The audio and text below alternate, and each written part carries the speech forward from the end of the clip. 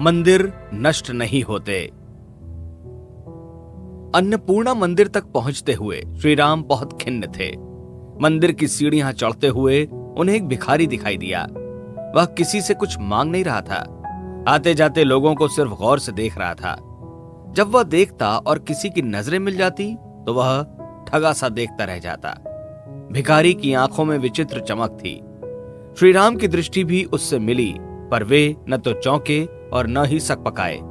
भिखारी ने कहा, जिन मंदिरों को देख रहे हो वे जीवंत नहीं हैं। जीवंत मंदिरों को कोई ध्वस्त नहीं कर सकता। दुखी मत हो, आगे जीवंत और जागृत मंदिरों का निर्माण करने की बात सोचो। पुराने मंदिरों में स्थापित प्रतिमाओं में उन देवों का आवाहन करो। श्री राम अब चौंके। उनके मन में जो कुछ चल रहा था उस बारे में भिखारी को कैसे पता चल गया? केवल पता ही नहीं चला, उसका समाधान भी दे दिया। उन्हें लगा कि यह सामान्य भिखारी नहीं है। भिखारी के वेश में अपने आप को छुपाए हुए कोई सिद्ध साधक है। पंचकोशी परिक्रमा संपन्न हो जाने के बाद उन्होंने स्वामी विशुद्धानंद के सामने अपने मन की बात रखी। मंदिरों पर आक्रमण, उनके ध्वंस और उनकी फिर से प्रतिष्ठा के बारे में पूछा।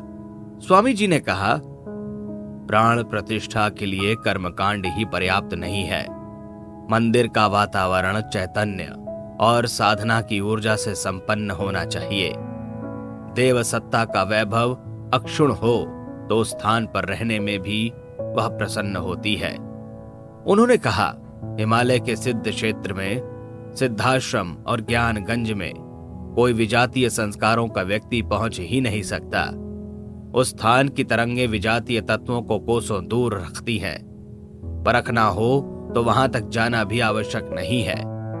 ऋषिकेश कोई दुर्गम क्षेत्र नहीं है। ऊपर नीलकंठ से आगे जाने पर एक गांव है, सिद्धपुरा। वहां करीब 40-50 मकान हैं, सब खाली हैं। सामान्य लोग उस गांव की सीमा भी नहीं लांघ सकते। कोई दुस्साहस कर गांव के भीतर जाए भी तो शेर और बाघ मिलते हैं। सांप, अजगर और दूसरे हिंस्र पशु आदि जहरीले जानवर दिखाई देंगे। ये प्राणी जैसे गांव का पहरा देते हैं कि कोई अंदर ना आ जाए। संस्कारी और सत्पात्र साधक को ही इन प्राणियों से कोई खतरा नहीं होता। सिद्धपुरा में रहने वाले योगी यति जिन्हें अनुमति देते हैं वही प्रवेश कर सकते हैं। उन लोगों पर सिद्धजनों का अनुग्रह भी होता है। मंदिर, देवस्थान या तपस्थली वहां रहने वाले साधकों और सिद्धों के कारण ऊर्जावान रहती है। अन्य स्थानों पर भी इस तरह के सिद्ध क्षेत्र हैं। सामान्य दृष्टि से उन्हें पहचाना नहीं जा सकता। उधर जाने की इच्छा ही नहीं उठती भी है तो ऐसी स्थितियां बन जाती हैं कि उस दिशा में जाना ही नहीं हो पाता। विश्वनाथ मंदिर के बारे में स्वामी विशुद्धानंद जी ने कहा कि वह लोक श्रद्धा के लिए है। जो ऊर्जा 1000-1200 साल पहले वहां मिलती थी वह धीरे धीरे लुप्त हो गई, क्योंकि उसे बनाए रखने वाले साधक वहां नहीं रहे।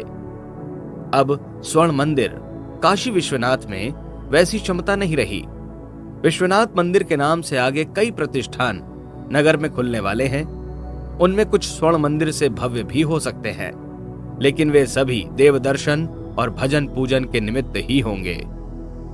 पंचकोशी यात्रा में श्री राम को जिन स्थानों ने आकर्षित किया उनमें अक्षयवट, अन्नपूर्णा मंदिर, काशी करवत, गोरखनाथ मंदिर, तुलसी घाट और कबीर चौरा मुख्य है। विश्वनाथ मंदिर का आध्यात्मिक रहस्य सुनकर भी उन्हें संतोष नहीं हुआ। स्वामी विशुद्धानंद की कही हुई बातें अपने स्थान पर सही थीं, लेकिन मंदिर की दुर्दशा इतिहास और संस्कृति की दृष्टि से तो शोचनीय ही थी। यात्रा के दौरान वाराणसी के छोटे बड़े सभी धर्मस्थलों से परिचय हो गया।